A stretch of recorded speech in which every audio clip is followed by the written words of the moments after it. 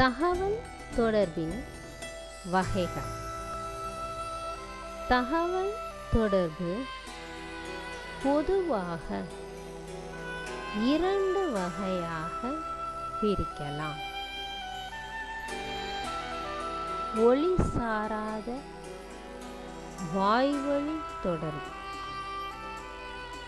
வார்த்தைகளை கொண்டு தகவல் தொடர்பு அமைந்தால் அது இவ்வகையினை சாரும்.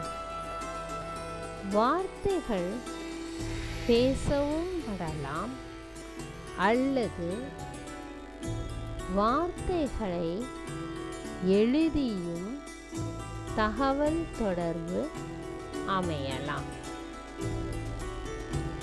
ஒளி சாராத மற்றும் வாய்வழி இல்லாத தொடர்புகள். எங்கு வார்த்தைகள் உபயோகப்படுத்தப்படவில்லையோ, பேசவோ அல்லது எழுதவோ தகவல் தொடர்பு நடந்தால் அது இவ்வகையினை சாரும். தகவலானது சைகை, முகபாவனை போன்றவற்றின் மூலம் தொடர்பு கொள்ளப்படுகிறது. ஒளி சார்ந்த வாய்வழியான தகவல் தொடர்பு. நாம் இப்பொழுது ஒளி சார்ந்த வாய்வழியான தகவல் தொடர்பு பற்றி மேலும் தெரிந்து கொள்ளலாம். ஒளி சார்ந்த தொடர்பு தகவல் வார்த்தைகளில் வடித்து தெளிவான மொழி அமைப்புடன் நம் எண்ணங்களை பலதரப்பட்ட பார்வையாளர்களுக்கும் பெறுநர்களும் புரிந்து கொள்ளும் வகையில் திறம்பட தொடர்பு கொள்ளும் நுட்பம் மற்றும் திறன் ஆகும். ஒளி சார்ந்த தொடர்பு என்பது கீழ்கண்டவர்களுடன் நிகழலாம். ஒரு தனி மனிதன், நண்பர் அல்லது உறவினர். ஒரு தனி மனிதன், அதிகாரி. ஒரு சிறிய குழு, ஒரு பெரிய கூட்டம். இதில் பேசுபவர் அச்சூழலுக்கு தக்கவாறும் அவையறிந்தும் பேச வேண்டும். திறமையான பேச்சாளர் தாம் பேசும் மொழியில் சரளமாகவும் மொழி அறிவு பெற்றவராகவும் மொழியினை கையாளும் திறன் உள்ளவராகவும் இருத்தல் அவசியம். பேச்சு தெளிவானதாகவும் எண்ணங்களை முழுமையாக பிரதிபலிக்கும் வகையிலும் இருக்க வேண்டும். பேச்சாளர் தகவலை தெளிவாக அளிக்கும் நுட்பங்கள் அறிந்தவராகவும் பார்வையாளர்களின் கிரகிக்கும் திறன் அறிந்தும் கூர்மையான கவனத்திலும் சரியான அங்க அசைவுகளுடனும் இருக்க வேண்டும். ஒளி சார்ந்த தகவல் தொடர்பின் வகைகள். தொலைபேசி மூலம் தகவல் தொடர்பு, எழுத்து மூலமான தகவல் தொடர்பு, அதாவது கடிதங்கள், மின் அஞ்சல் குறிப்புகள், தொலைபேசியின் மூலம் அனுப்பப்படும் சிறு குறிப்புகள். தொலைபேசி மூலம் தகவல் தொடர்பு. தொலைபேசியின் மூலமாக தகவல் தொடர்பு பொதுவாக ஒளி சார்ந்த தொடர்பு வகையினை சார்ந்தது. இதில் அனுப்புனர், பெறுநர் உண்டு. அனுப்புனர் தன்னுடைய தகவல் மிகச் சரியாக புரிந்து கொள்ளப்பட்டதா என்பதை உறுதி செய்து கொள்ள வேண்டும். தொலைபேசி தகவல் தொடர்பு திறனாக கையாளப்பட கீழ்க்கண்டவற்றை உறுதி செய்வது நலம். தெளிவு. தகவல் தெளிவாக இருக்க வேண்டும். சுருக்கம். தகவல் சுருக்கமாக இருக்க வேண்டும். வேகம்.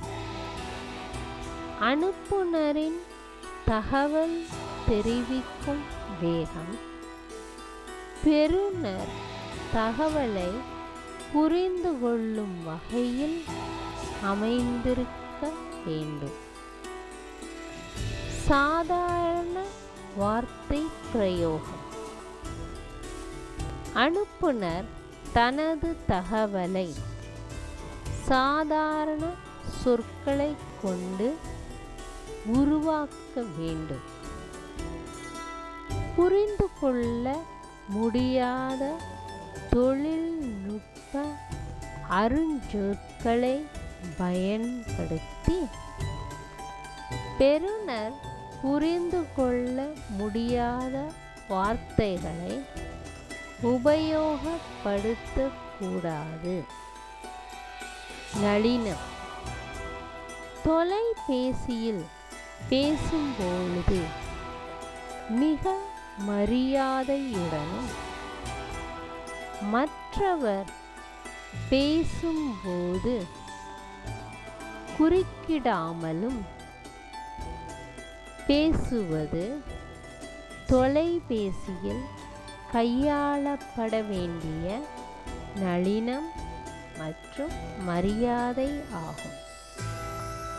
மேலும் யார் அழைத்தாரோ அவர் முதலில் தம்மை அறிமுகப்படுத்திக் கொண்டு யாரிடம் பேச வேண்டும் என்பதை தெரிவிப்பதை எப்போதும் மனதில் கொள்ள வேண்டும்.